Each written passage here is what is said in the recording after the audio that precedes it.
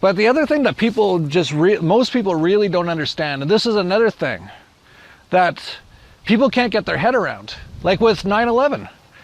It's very well known now by most people that Al-Queda was the CIA and Mossad. And a lot of people know now that the entire 9/11 operation was done by the CIA and Mossad. And then furthermore, they created ISIS after that because no one was believing the Al-Queda anymore. It was all green screen and the CIA operation. And they said it's all these terrible Muslims.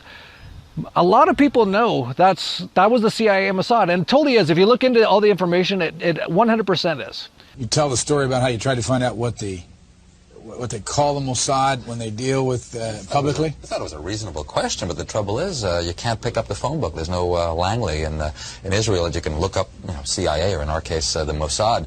We thought we should ask, what shall we call it in English? You can translate the Hebrew words, as I said, Mossad is institute, but when they write a letter to their friends in the CIA or the British intelligence, what do they call themselves? It took a while.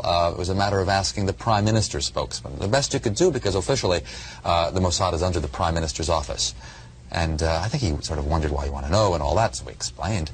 And he came up with the Israeli Secret Intelligence Service. I mean, if it were to have initials, it would be ISIS. And he came up with the Israeli...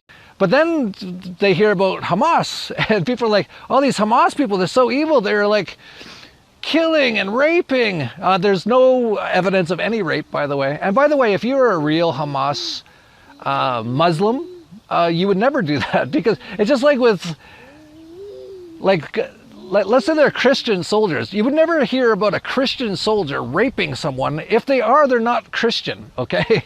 It's quite clear that that's one of the things they're not supposed to do. But, and then they're like, oh, but they chop babies' heads off. There's no evidence of that. That was all war propaganda to get everyone all hyped up. Oh, they burnt babies alive. No, there's no evidence of that. That actually wasn't really all that much. But they let some guys that they've basically extremified and set up, just like they did with a lot of their groups, and let them run loose for a few hours and didn't do anything. And then they attack 2 million people in Gaza who didn't know anything about any of this, half of which are children. The average age is 18. They're living in extreme poverty. They barely have enough food or water ever, because Israel actually controls it all and turns it off all the time and limits it, which is like a massive, massive crime against humanity. Been going on for a long time. And they just start bombing them based on this false flag, which people need to realize. Please share this with both sides. They need to understand what has happened, or else they're going to fall for everything else that's going to happen. And this is going to lead into World War III, and most people are going to be dead. So, yeah, you might want to let people know if you figured it out. But a lot of people are like, oh, Hamas, they're so evil. It's like, Hamas is a well-known, documented Israeli Mossad operation. They run it. This is well-known. Like even Scooby Doo knew. Hamas? Ah, gotcha, it's Israel. You know, even in the Scooby Doo cartoons, that was the thing. You had these like really nice people smoking weed with Scooby Doo, and this bad guy would always try to deceive them. But even in the Scooby Doo cartoons, they'd always figure it out. But in real life, people don't seem to figure things out so fast.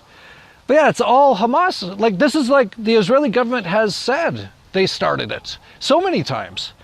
And in fact, according to ICT papers, Hamas was legally registered in Israel in 1978 under the auspices of Menachem Begin and by Sheikh Ahmed Yassin, a political disciple of Hassan al-Banna, puppet founder of Muslim Brotherhood. The Muslim Brotherhood is an equally Zionist organization whose own origins were directly and fully funded by the Rothschild Suez Canal Company from 1928. Both organizations have masqueraded as Islamic. Muslim Brotherhood continues to do so. Yeah, the Israeli government over the decades have said that they regret having started Hamas.